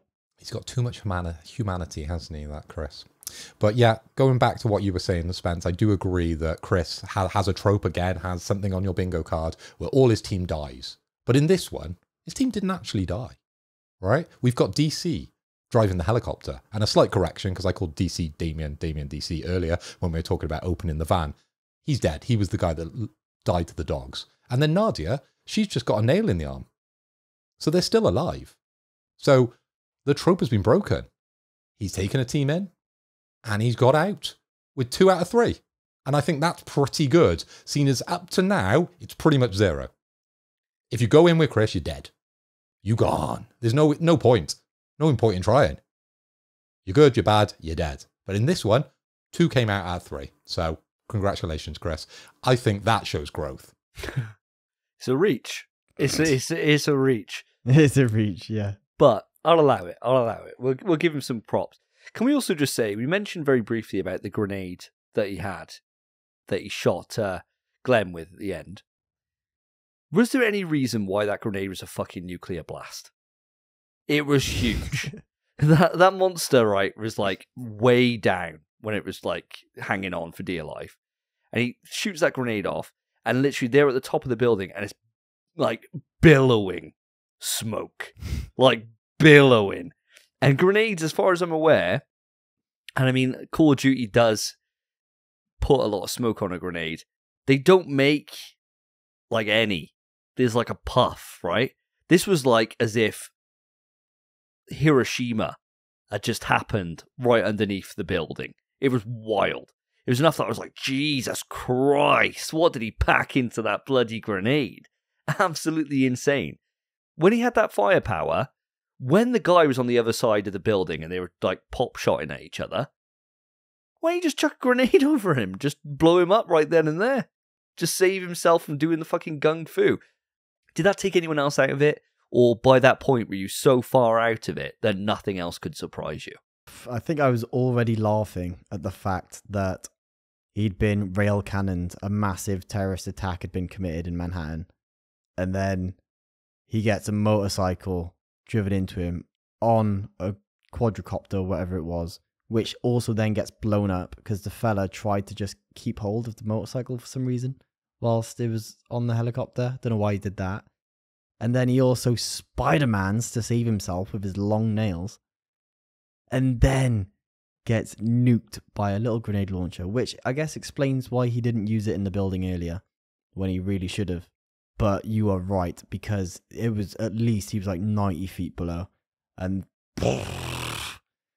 Jesus. What that surely isn't allowed in war. That weapon. That's one of the things we would just ban worldwide. You can't use this weapon. Because you just pop and boof, nuke. Boof, nuke. You ain't need no codes for that. Manhattan's gone. They knocked down 8 buildings. He probably smashed every window in the 2 that were being hugged by that thing. And there's no way that thing's dead as well.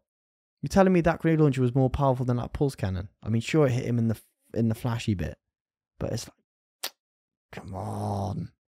Flashy bits. They're broken. Flashy bits all you need, mate. This is the problem with these viruses, that they don't realise that they create glaring weak spots every single time. And a grenade's enough at that point. And it's not, as you said, it's like a fucking super grenade. So, yeah, I think that's enough to do the job. That's enough to do it. It's about that point that we move it on to the part that is the most memed upon part of this entire movie. The gung fu on the roof. The fight between Chris and Glen as they duke it out. Now, guys, I'd seen this clip like 100 times. I've included it as part of one of the moments in the intro for this entire video. And watching it in all its glory is so fucking funny. It's literally the funniest scene ever. It's just ridiculous. They cannot shoot each other for shit. They're not even remotely trying to shoot each other. They're just dancing on top of the roof with bullets flying everywhere. Oh, what a piece of cinematic history that was. Did you guys enjoy that fight? Or was it just like myself where it was just fucking hilarious? I'll tell you what, and I'm not going to say this delicately, that fight was gay. Like, actually gay. These 2 men were not trying to hit each other or shoot each other. They were trying to impress each other. They were like, oh, watch this, dodge. Ooh, watch this, dodge. Ooh, dodge this. Ooh, spin around. He's like, yeah, that was sick, wasn't it? They were just flirting. Fully flirting with each other, trying to just get in each other's arms and pretend they're like, oh, I really don't like you. But he's literally blowing him kisses. He'd dodge him, get behind him and go, that was it, mate. Flirting, 100%. It was mad, the fact that they dodged all of that. Ridiculous fight. Genuinely, just gay. I think it's an accurate description, to be fair. I know you could use, like, gay in a negative light, but it just was very homoerotic, wasn't it? The entire thing. Mega. Yeah. Really was. What about yourself, Phil? Did you vibe with the homo vibes that were going on here, or are you coming at this from a different angle? Well, I enjoyed it, but I'm not going away writing any fan fiction here. Because I wasn't picking up the same vibes as Spencer on this one, but I was definitely enjoying it on a different level, just for the entertainment value that was going on. And this was maybe the 4th time that we had seen this kind of anime style action, this quick combat that was happening. But for the end of this movie, they took it to a slightly higher level with introducing live ammunition into it. And I appreciated it. It was, as you've said, the most memed part of all these series, is pretty much, okay? You know, you see it, and you probably don't realize it's this movie, but I think starting this movie and the way it does start, you would know it's coming at some point. They're going to have a dance on the roof. There's going to be loads of gun action, and there's going to be loads of quick combat. It was brilliant. I really enjoyed it. I just laughed along. I didn't believe it, but I thought the entertainment value was there. So, yes, I appreciated them having this in the movie, and I think it's probably the best bit. Probably the takeaway. Probably the moment where you say to someone, if you're going to watch this movie, just watch this bit, because this is the best bit. Oh my gosh. Wow. For me, the best part of the film's coming up, and I'm going to talk about it now. So as the fight continues, Chris and Glen are fighting on top of glass, and they're smashing glass, and they're like missing each other and dodging hits, and the glass is shattering. And I thought, oh, I could have a moment where they're standing there and the glass starts like kind of cracking. But no, Chris just literally does the most bitch-ass move to end it ever and just like judo flips him through the glass. And I cracked up as soon as that happened, because I thought, wow, that's really just anticlimactic. It's just over all of a sudden like that. And then you had the longest drop. It's like literally something out of Looney Tunes. He's like, and then at the end, and blood just goes everywhere. And I lost it, man. I literally was crying. I was literally crying with laughter. I had to pause it, and I rewound it like 5 times. It was so fucking funny. It's so good. So good. I wonder if I can find it now. Hold on. Right, so here we go. So, he's just about to get tricked. Oof. Impact on that punch. Fuck off. Look how long this guy's force for now.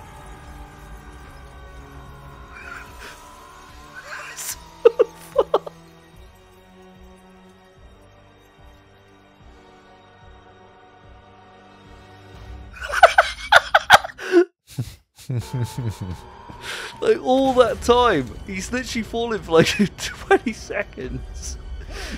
So and Chris watches it all the way down. He doesn't like back up. He's not like, whoa, the glass. Let's just back up a little bit. Like, he's still falling now. Even when it's not, he's still falling at this point.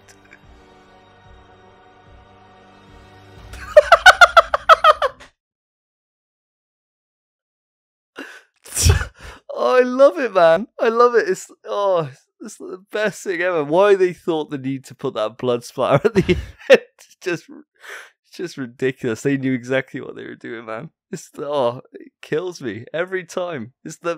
That's my favorite scene in the entire movie. You might like the gung fu, but for me, it's that. I'll remember this film forever because of that. Excellent. Absolutely excellent. Oh, Christ. Oh, Jesus. But moving on from that, before I just can't even continue anymore, I think we should talk a bit about Glen. Oh, my God. Glen throughout this movie, to me, was the first time that we had a bad guy in one of these Resident Evil movies that was just a bad guy. And he was just an absolute fucking psychopath. And I loved it. I absolutely ate it all up. Do you know what he gave me, Phil? And I think you might agree with me on this. He gave me Code Veronica vibes throughout the entire thing. The way that he wanted to, like, he had all those dead family members around him in boxes at their fake wedding. And Rebecca looks exactly like his wife, right? Like, to the point, other than the fact she's blonde. And then the moment she steps out of line, he's like, I'm going to sew my dead wife's arm onto your body, right? And I had to thought, this is Code Veronica shit, this. It just screamed it to me, like, absolutely screamed it to me, like the Ashfords. Did you pick up on any of those vibes? And did you enjoy, and this is specifically for you, Phil, first, did you enjoy Glen's whole character arc, especially with the fact that he's getting revenge because the government dropped the bomb on his wedding, which is just absolutely mad. It's mad they'd do that. So many casualties. Did he work for you the same way he did for me?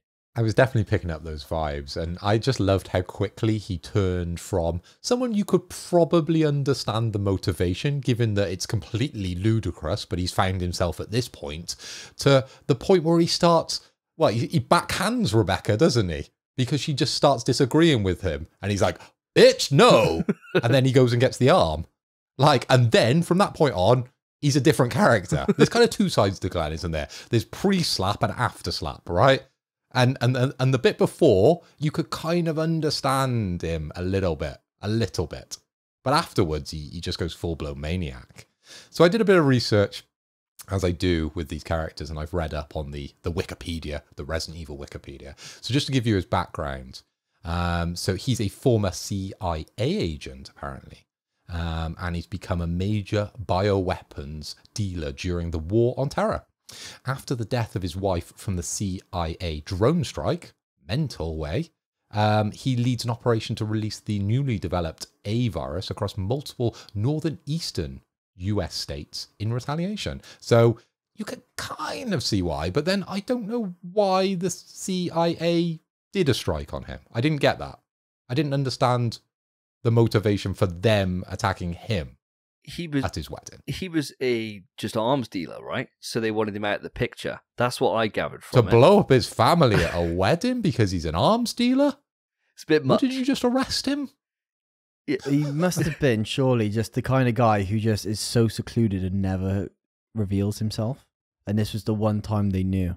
And they thought, this time we got him. And then they kill everyone except him. He was actually unscathed. He didn't have a mark on him. Perfectly fine. And I don't know how. There was no cover. Nothing. It was an outdoor wedding. He should have been blown to smithereens. But guess what? Just everyone he's ever loved was. But don't you find it a bit mad, right? If he is this big kind of, dealer of weaponry, that he just has an open top wedding where anyone can see? Wasn't he worried about possibly something like this happening? Was there no defense there? He was just like, no, we'll just have it out here in the sun. It's a beautiful area. But look out for that drone. And then he gets up and he's still got his wife's arm in his hand. And we were talking about like the gore and kind of it being a bit brutal. That bit just made me laugh when he's like, and he's got like her arm that part really kind of stuck with me for the negative part of that, really. I didn't really vibe with that when that happened. It's not only that, he also, every single mangled, exploded corpse he kept and he took back with him when he went back to civilization from his exploded wedding. Every last one, turned them into zombies, put them in a box, and he said, that's my best mate, that is. He's a great laugh. And he's just sat playing games with his mate, and his mate's just in a box going... But some of them he put in a box. Others, he just kind of upskilled. He kind of went full on Bane with Diego, and then Marina, obviously he gave her superpowers somehow. So how mangled were his other friends for them to end up in a box? Pretty bad. So whoever's flying that drone, there's the target, and you've just hit here. Yeah. Because you just haven't hit him, you've hit everybody around him, bar him, and his kind of closer kind of family members there. Yeah, it's but then you hit his wife. Yeah, God, who he was holding hands with as well. Yeah. Yeah, it doesn't really Strange. Make much sense, does it? You would have thought, like, if this was a traditional wedding, maybe they hit 5-6 rows back, right? And they wipe out, where the friends go. Because you got all the family you don't really like, kind of, the first 3 rows, and then your actual friends are at the back. So they were obliterated, so they got boxed. But yeah, somehow his wife got completely mangled in everything. But that scene with the arm, I quite liked it, when he held the arm up. I thought, oh, Jesus Christ, they're really doubling down on this gore after the intro. They're really selling this. And I thought, for the first time ever, this is a motivation that I can get on board with. I understand why he's going to this length, right? They wiped out literally everyone he's ever loved. Like, that's pretty bad. Pretty bad for them to be able to do that. As you said, though, as soon as she says no and she throws a right hook, which he skillfully dodges, of course he would, he just sourced Chris like 10 minutes ago, she then gets slapped down, and I thought it was going to be one of those moments where he's like, I'm really sorry, I can't believe I did that. Where he's like, sorry about it. He's like, I'll never do that to you ever again, Rebecca, la la la la, I love you, you can be my wife. But no, he just decides, time to cut your arm off and sew my dead wife's arm on your hand. This will make you like me. And it's like, ho, this guy's a nutcase. Rebecca, at that point, why didn't she just play along?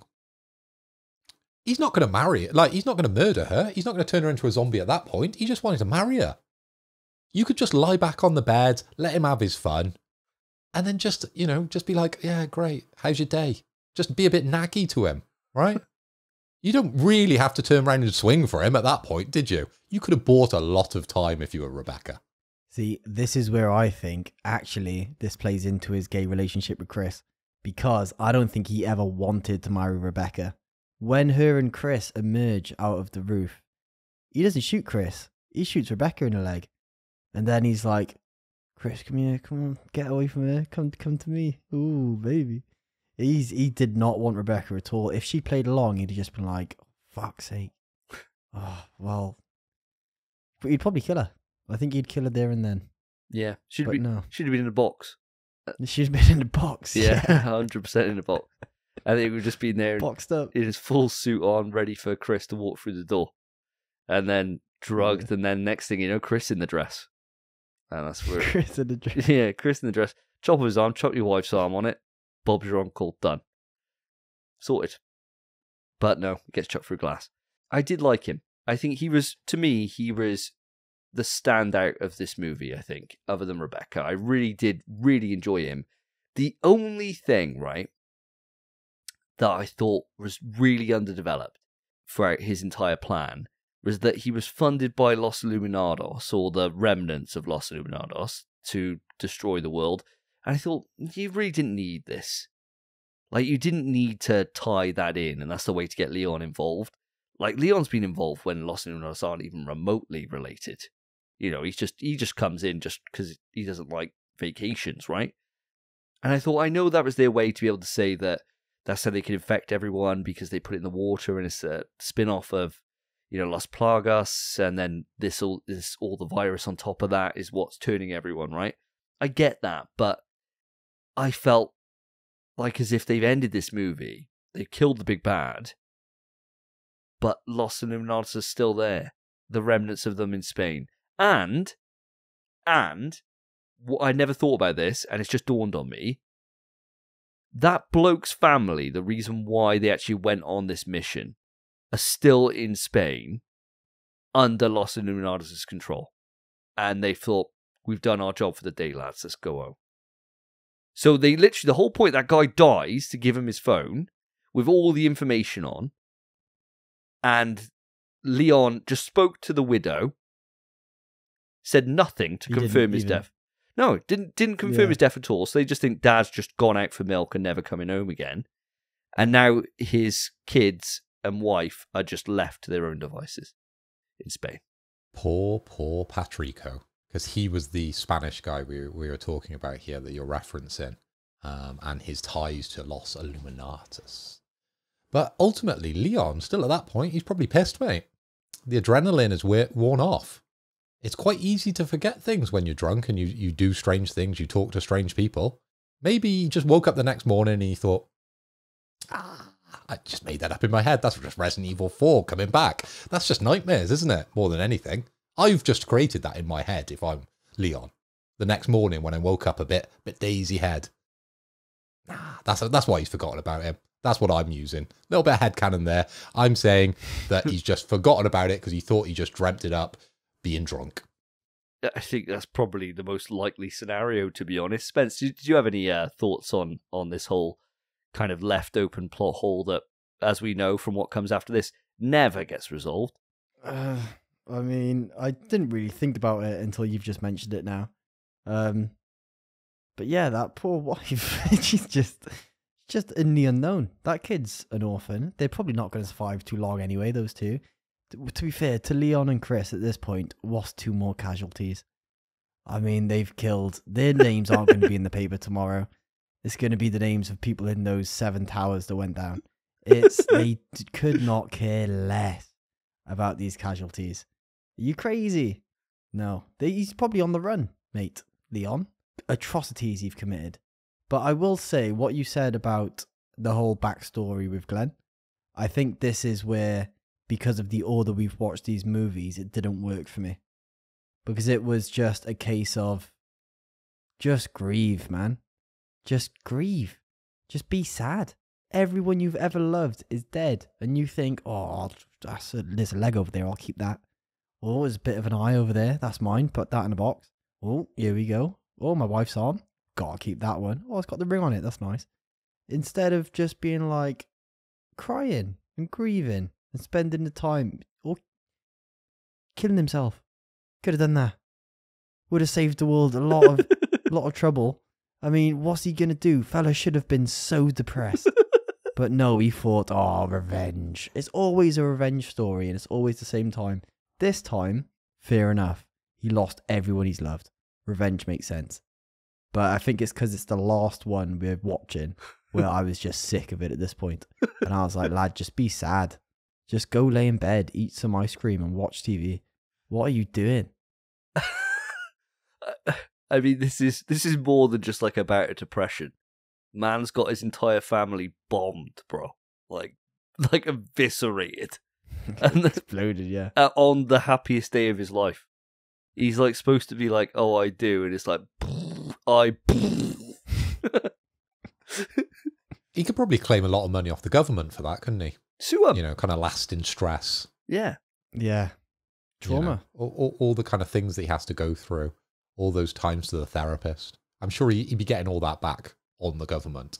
So his life's probably, you know, a bit dark, but yeah, he's taken He's up. a bit of a choice there. Yeah, he's up. It ain't cost him a penny, is it, ultimately? And he didn't have a wife to pay for. Didn't have to pay for the wedding. Because they're all dead. He'd have the wedding And insurance. he found a nice new younger model. Guys, newsline, weddings cost a lot of money. He's saved all that money. That's probably how he's funded it. Yeah, I think that's right, yeah. Yeah. Well, he claimed on the life insurance, for a start, for the wife and all of the family.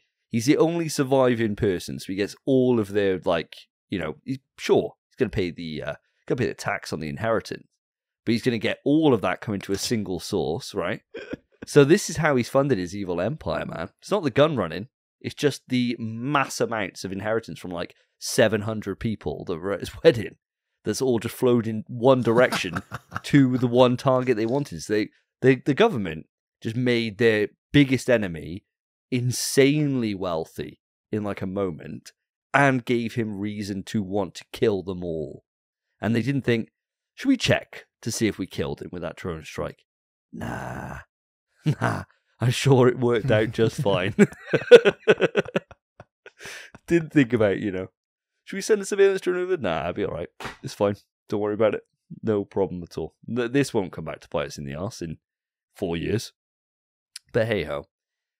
Is there any other characters you guys want to raise before we start bringing this to a close? Because for me, I know we got the two like kind of spin-off little lackey characters in the dad and that bird who shows up again in Death Island. But I don't really feel they did an awful lot, to be honest. I really felt like, especially after watching Death Island before this, I thought that this was going to show loads on that bird in the like cat suit thing. And no, she was hardly in it at all. I literally wouldn't have even remembered her at all going into Death Island. Definitely wouldn't have, because it was just over. She only did like 2 things throughout the entire movie, and her dad just just took out a waitress, and that's about it. I've got an admission here. When I was watching Vendetta, I didn't make the link in my head. Maria Gomez didn't really, you know, go, oh, it's that person from Death Island. I only got that reference after when I read the Wikipedia. Oh, wow. Wow. I didn't make the link. Did you make the, like, she wasn't even really in the movie that much. I recognised her, man. Oh, I remember yeah, thinking, I oh, recognised her. Leon and her are going to have some kind of spat to get this hatred for Leon. But no, not really. Did they even interact in the movie at all?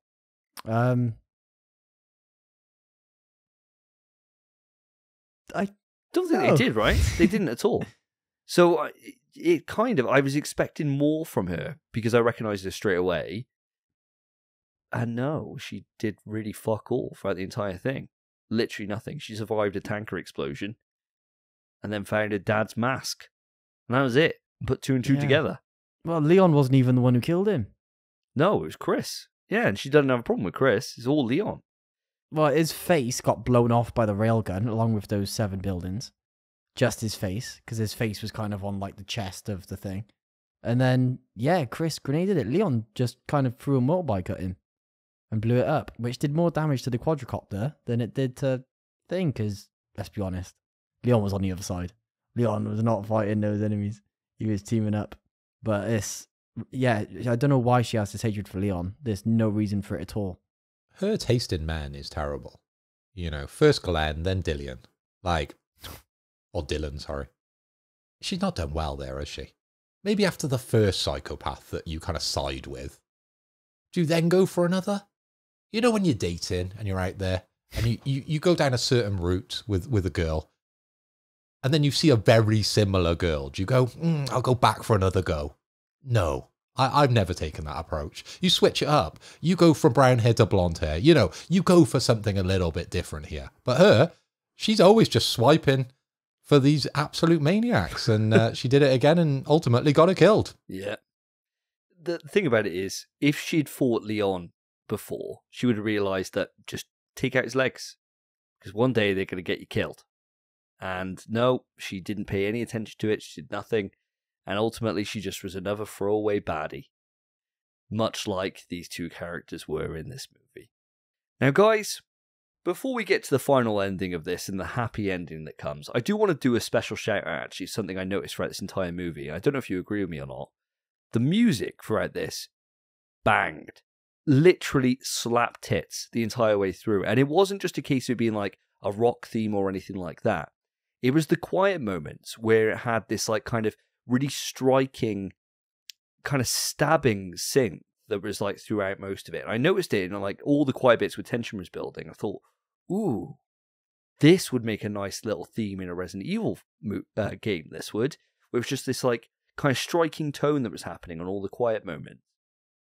That really just did add some atmosphere into it. And I think that's probably why I vibed with the first 2/3 of the movie before then it just went all balls to wall action. It was kind of carried by that soundtrack. Did anyone else pick up on that, or is that just solely a me thing? I didn't notice it throughout the entirety of the film, but there was one point where I picked up on it where I think they first get onto the plane. And it sounds like a save room theme, but then it transitions into like something a bit heavier as the scene transitions with it. But I heard it and I was like, oh, that's nice. And then it did transition into that kind of bit heavier music. But other than that, I didn't notice it otherwise. That was the one point where it kind of stood out to me. But I was never thinking this music's bad or anything. I think the biggest compliment I can pay it is that I didn't notice it either. And I think that is a really big, tick here. Because if you start to notice the music too much in these movies, it's usually for the wrong reasons. You're like, why is this here? This doesn't sound like Resident Evil. I thought the music that was throughout this movie just works perfectly. So ultimately, there was nothing where I was like jarring or it was like strange to be there. This just works for me. Oh, there you go. A nice little positive before we get on to the final ending, which I thought was fucking abysmally bad. It's taking my breath away how bad it was. So right at the end, obviously, everything's all fine. Baddie gets killed. They're grieving over the fact that 5 skyscrapers have been wiped out by a railgun. And all of a sudden, everyone gets sprinkled with the antidote and everyone starts turning back to normal, right? Happy, happy ending. Until you think that these poor bastards, have to live with the fact they've spent the last few hours devouring people. So every single one of these people now is going to be traumatized throughout the entire borough of New York that happened in, where they've literally been ripping their friends, family, and loved ones to pieces and then eating them. You know? And then you think, zombies survive quite a lot. So by turning them back without giving them medical care beforehand, these people now are just going to come out of that and then immediately die a horrible death, where like their guts are hanging out, or their legs being ripped off and they're crawling along the ground. I don't think they really thought this through in terms of taking these people in, giving them the virus kind of one by one, sorting them out. They think, we'll do a one-size-fits-all approach. and instead probably led to many more deaths than obviously there would have been otherwise. I don't know if you guys think that this was the smartest way for an ear total vaccination. Obviously, they only showed people that were still had all their body parts being turned back to normal. They didn't really go bad with it. But I imagine there's a few people that probably wouldn't be best pleased to wake up in an alley surrounded by the guts of their wife or whatever while they're knee deep in eating liver and then realize, oh God, I've got to live with this the rest of my life now. Mate, I think you'd be surprised because I think the way it was spread, most people turned at the same time and zombies don't attack other zombies. So I think it's probably most people didn't really eat anyone. Like that one fella, like you said, they mostly only showed people with all the limbs and shit. But I think most of them probably had most of their limbs. But the one fella they explicitly showed was just a guy in a hoodie and he's looking at his veins and stuff going back to normal. And it kind of bulges and stuff. It's a bit disgusting. But there's not a drop of blood on him. He's just been walking. His feet might ache a little bit. But other than that, no issue. I might have sore legs in the morning. But that's it. I think he's okay. Well, they showed those police officers that couldn't shoot for shit getting wiped out by zombos in the street. Like, they're getting, like, rugby tackled and stuff. So I think, like, the poor Asian guy who would have woken up with police officer's uniform in his mouth where he's been eating him to pieces, he might be feeling a bit bad, a bit sorry for himself. But yeah, you're right. Maybe that's just the minority rather than the majority that need to be saved. I don't know where you're coming down on this one, Phil. I guess somewhere in between, because I quite enjoy the idea that, you know, there's a family and the dad has just ripped the mum apart. He's there knee deep in her guts, right? And then suddenly, la, from the heavens, it rains the antidote, or it comes down in the air. He breathes in and he starts going, ah, ah, ah. And then he's back to just being him, covered in his wife, just going, fucking hell, what happened here? Jesus Christ. Crack is a hell of a drug. Like, yeah, it's going to mess a lot of people up. I think that's probably how you got further bad guys in Resident Evil. They all came as part of, like, them coming back to life because of this. They were like, yeah, I was in New York and Jesus Christ, I did some terrible things. And now I've got to get that revenge on Leon and Chris. Exactly. Imagine that. Maybe that was the twist. Maybe they are going to be the future bad guys. Yeah, and it can go back to this like they always go back to Raccoon City. They can go back to this instant, and they could be like, you know, he's just eating his kid, and he's like, no, no, he's like spitting out guts, bro. Maybe he just likes the taste of it, because he could be halfway through eating a part of his kid or his wife or whatever it could be, and then he's got it in his mouth. He goes, actually, there's something here. Maybe this is just a little bit nice to eat. Could do with a bit of salt, bit of seasoning, maybe cook it. But human flesh is okay. I think there's no way. If any of these people came out of this, they thought, oh, fuck those guys. Yeah, I got to get revenge.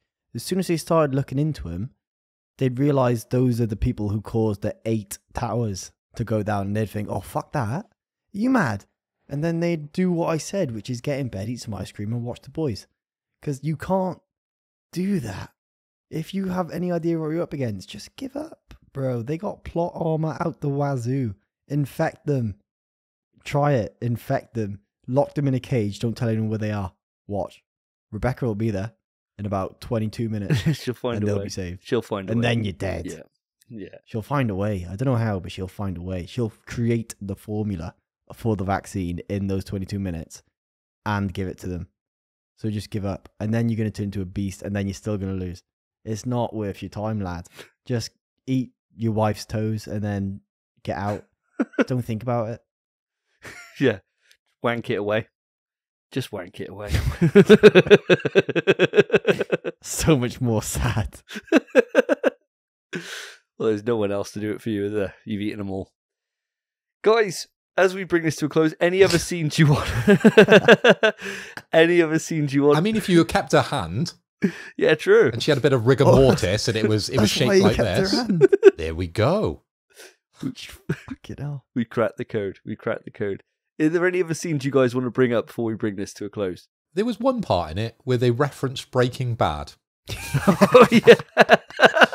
Like, rewatching this movie through now, it seems so strange to reference Breaking Bad. But I probably think at the time they thought we got to put this in because Breaking Bad's fucking sick. And they just reference it. It was a really throwaway moment within the movie, but it just made me laugh. It wasn't even like a reference. It was a full-on name drop. It was. They were like, "Oh, you can't believe you're not talking about Breaking Bad. Isn't that good?" It's so stupid, so unnecessary. And it was just so Rebecca could be like, "These guys are nice. This is nice." Stupid inclusion, wasn't it?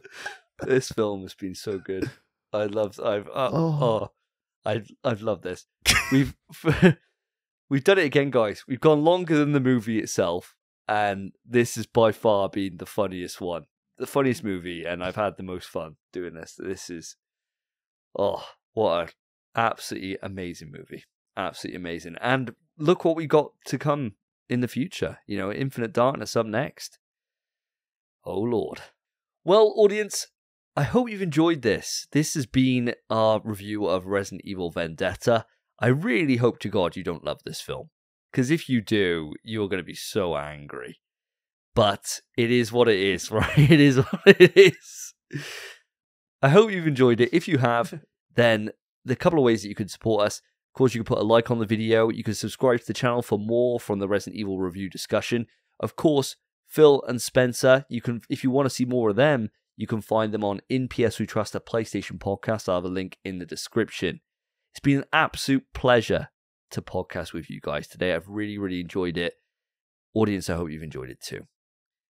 Take care of yourselves. Take care of each other. See ya.